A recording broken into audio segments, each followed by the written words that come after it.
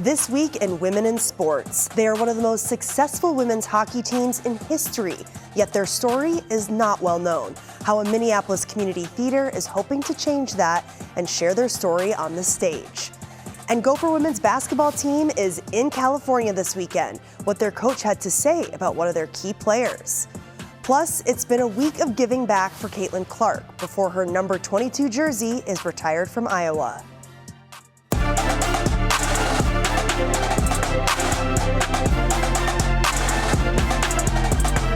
Thanks for joining us. I'm Marielle Mose, and here at WCCO, we are celebrating the highlights of female athletes in this new digital segment called Women in Sports. We'll share new stories with you every week right here as we do our part to give these athletes the recognition they deserve. Women's hockey is literally taking center stage right now. A new production called Glory shares the untold story of one of the most successful women's hockey teams, and it's now debuting at Theater in the Round in Minneapolis. I met some of the people sharing this piece of history. They are one of the most winningest women's hockey teams. The Preston Rivulettes have an unmatched record of winning.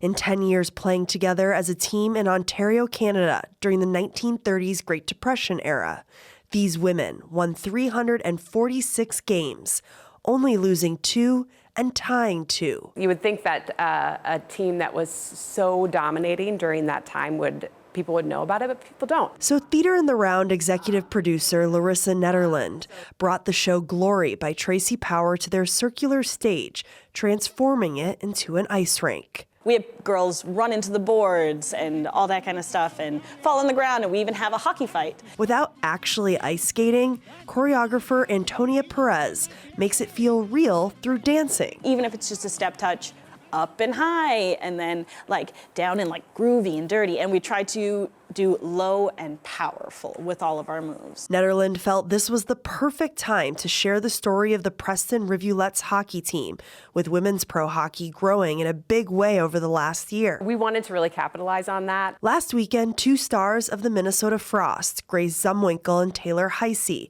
came by the theater to meet audience members and sign autographs. Netterland hopes this continues to grow the fan base. To celebrate women in sports in a new way that more people can appreciate. Maybe non-sports people can come and appreciate it.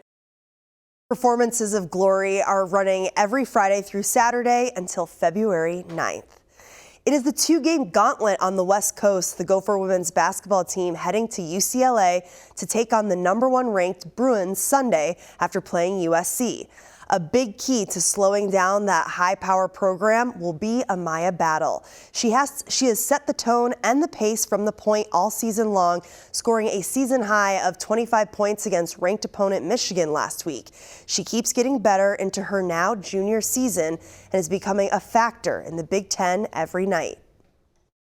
And now I think she's doing a much improved job of understanding when to attack and when. When it's a good shot from the perimeter, when it's a shot, for a later shot in the shot clock, you're going to have to try to get something up. So I think she's understanding kind of how to attack. And on Saturday, there are a few Gopher athletic events on campus. For the women, the swimming and dive team are facing Purdue and Northwestern. The hockey team will be facing Ohio State, and the gymnastics team is facing Washington. Because of this and a men's basketball game and hockey game, the university is encouraging fans to plan ahead if you're going to any of the events on campus because parking will be busier than usual. Young readers are getting some help from WNBA player Caitlin Clark. Scholastic donated 22,000 new books to her charity this week. Those books will be distributed to elementary and middle schools, as well as children's hospitals. Clark's organization has a special focus on her home state of Iowa. Scholastic hopes the books donated will entice kids to read. She also awarded $22,000 grants through her foundation to 4 Iowa charities. The recipients are the University of Iowa Children's Hospital, Corralville Community Food Pantry, Boys and Girls Club of Corridor, and Special Olympics Iowa East Central. This comes as the basketball star is set to return to her original home turf on Sunday. Clark will stop by the University of Iowa's Carver Hawkeye Arena to watch her alma mater retire her number 22 jersey. While in school, she became the all-time leading scorer of Division I college basketball. She also took the Hawkeyes to 2 consecutive national championship games. The jersey retirement ceremony will take place during the Iowa Hawkeyes game against the University of Southern California. Now listen to this. The head coach of the University of Tennessee's women's basketball team returned to the sidelines Monday, just 1 week after giving birth to her son. Kim Caldwell was on the sidelines helping guide the Lady Vols against the defending champions, the South Carolina Gamecocks. She received a standing ovation as she entered the arena in Knoxville, saying after the game how grateful she is. I appreciate the team. I appreciate my staff. It's hard for me to yell, so I can move around okay, but hard for me to yell. So just having the players repeat things, having my staff repeat things, having them be able to just go up and call some plays when I need to sit. It's big when you have people around you can trust. Caldwell also had been battling the flu when she gave birth to her son, Connor Scott. Tennessee lost to South Carolina 70-63.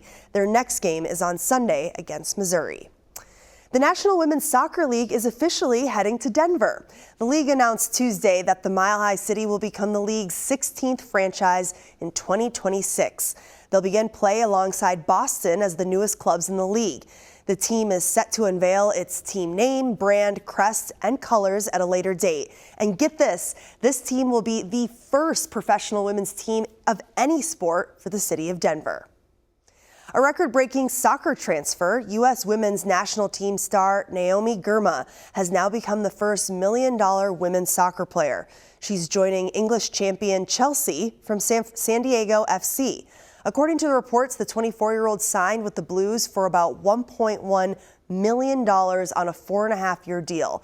The previous record transfer was set last year for $788,000. Congrats to her. Check out the new name and logo for the pro women's rugby team coming to our area later this year. The Twin Cities Gemini is one of 6 teams in the new league starting in March. The Women's Elite Rugby League shared the meaning behind each logo for the Twin Cities team. They said the Gemini refers to the zodiac sign of the twins and is represented by intertwined snakes, mimicking the way that the Mississippi River winds through Minnesota. A cool headline out of the tennis world, 29-year-old American player Madison Keys finally has her Grand Slam championship. At the Australian Open last weekend, Keys beat the world's #1 and 2-time defending champion, Aryna Sabalenka, in 3 sets. Keys credits therapy with helping her confront her nerves when competing at such a high level. I think it just gave me the ability to play freely, and it kind of gave me a little bit more freedom on the court because I got to the point where I was so proud of my career already, and I didn't need to win a Grand Slam in order to validate that. Keys has been coached by her husband since 2023. She says it's incredible to share this big win with him. She took home $2.2 million in prize money, pushing her career earnings to over $21 million. 2 of the best girls basketball teams in the state went head-to-head last week, regardless of what class they're in. Ren Clayton was there as undefeated Providence Academy hosted Minnehaha Academy. This was Addie versus Maddie Part 2. The 2 stars in this team, the last time they met, combined for 90 points. That's Addie Mack for Minnehaha Academy and Madden Greenway from Providence Academy. So we found out what the rematch brought tonight. Providence Academy looking to extend a winning streak that dates back nearly a calendar year. Close first half. Off a Greenway turnover, Addie Mack, the Maryland commit, scores in transition. She went for a whopping 39 tonight to lead everybody. Amina Allen hit some key threes for Minnehaha, especially this one. The Redhawks led by 4 at half. Then they built on it after the break. Mack, a slick feed to Brianna Foster. Minnehaha up by 10 and an upset brewing. Cue Providence Academy's comeback. Greenway, the and one. She turned it on in the second, a 30-point night. The Lions erased the deficit in a flash. The Kentucky commit gave Providence their first lead in a while with the jumper. and they rolled from there. 8th grader Beckett Greenway dropped 11. The layup there, Lions win 84-72. Honestly, we're embarrassed about the first half. We wish we could, redo that, but I love how we came out in the second half and turned it around and trusted our coach, which was huge. I feel like it was a very big, a comeback, and I feel like it was very big for our team, confidence. And once we get going, we're really hard to stop. So I think that was really good for games, going into games, for our confidence and stuff. How about Beckett's game? Had a really good game. Yeah, it's so fun playing with her. We get on each other, we have that competitive spirit with each other, but we're the first ones to celebrate each other. So it was awesome to see her do so good. She's so just cute. So it was so fun. The Greenway sisters are truly dominant and ones to watch. Minnehaha Academy takes on another undefeated program on Saturday, taking on Crosby Ironton. And Providence Academy also plays on Saturday against one of the top 4A schools, St. Michael Albertville. Well, thanks for watching this week's Women in Sports. We'll be back with more great stories next week. I'm Marielle Mose.